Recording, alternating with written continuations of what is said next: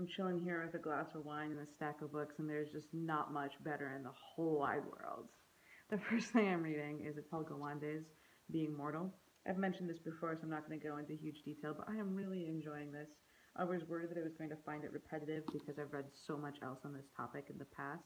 Um, However, I guess this just goes to show that when you really love something, it's always interesting. And as weird as it is, I really love reading about end of life care, death and dying, all of that. And this is fantastic. And I think it would be good for somebody that doesn't love that too, because it is something that we're all going to have to do, and we don't talk about it enough.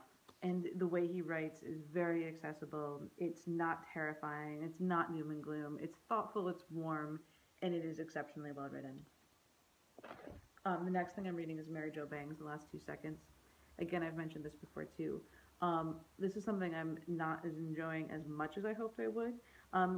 This is definitely poetry for poets or poetry for people in the field. It's not poetry for someone that just wants to read poetry.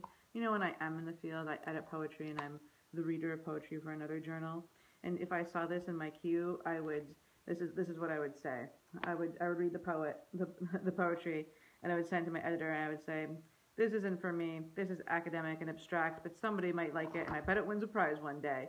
So this is just that kind of thing. It's good. It's certainly not bad. She knows what the heck she's doing.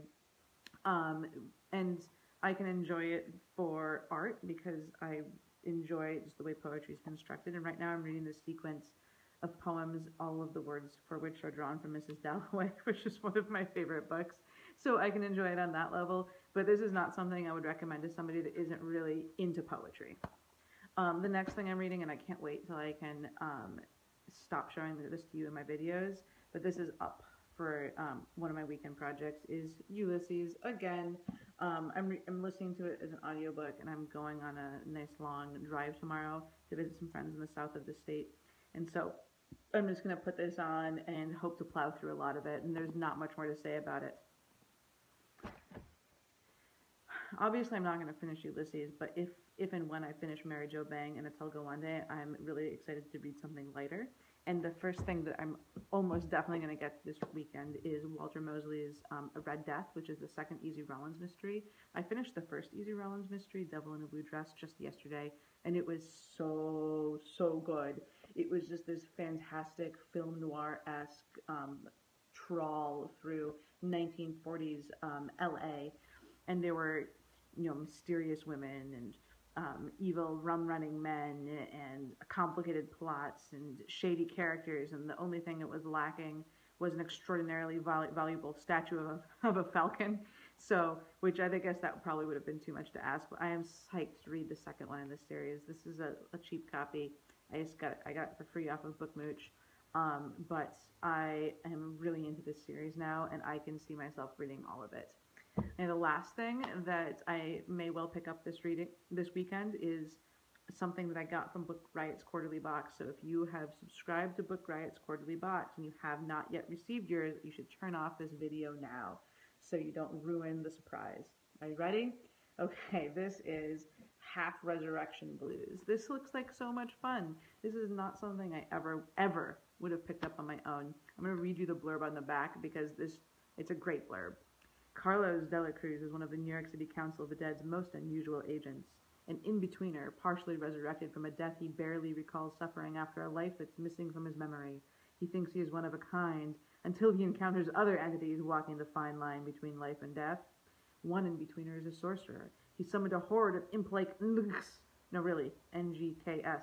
capable of eliminating spirits, and they're spreading through the city like a plague. They've already taken out some of NYCOD's finest, leaving Carlos desperate to stop their master before he opens up the entrada to the underworld, which would destroy the balance between the living and the dead. This sounds like nothing more than a mashup between Buffy and some of my favorite crime fiction. And I can't tell you how much I A, love Buffy, and B, love crime fiction, so I'm hoping this will be so much fun. And I'm just delighted with Book Riot for sending it to me. These are books I'm probably not going to look at this weekend, but this is like a little mini haul. On my way home from work, I realized that I had a $25 gift certificate just sitting in my wallet that I'd forgotten about since Christmas. So what do you do on a Friday when you suddenly realize you have a $25 gift certificate? You go to Barnes and Noble. At least that's what I did. The first book I got was Transformations by Sexton. More poetry, but this is poetry that non-poets or non-poet people can get really into. It's all fairy tale retellings. It won the Pulitzer Prize, and it is all creepy, amazing fairy tale retellings. And it comes in this edition with like cool and creepy illustrations. Like, look, they're in a coffin. And it is just so much fun. I'm really excited. I might read this after all this weekend because I am just too excited. Look, eyes.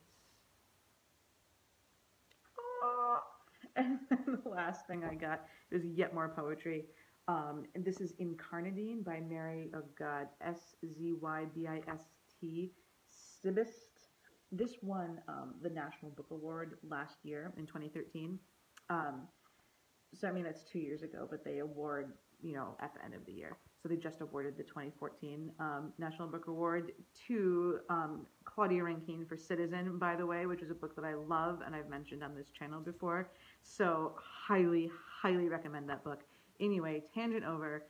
This is Incarnadine by Mary Szybist. And it is a gorgeous book. And I'll read the back of this one too. And you'll see why I might be excited about it. Through the lens of an iconic moment, the annunciation of an unsettling angel to a bodily young woman, Szybist describes the confusion and even terror of moments in which our longing for the spiritual may also be a longing for what is most fundamentally alien to us. In a world where we are so often asked to choose sides, to believe or not believe, to embrace or reject, Incarnadine offers lyrical and brilliantly inventive alternatives.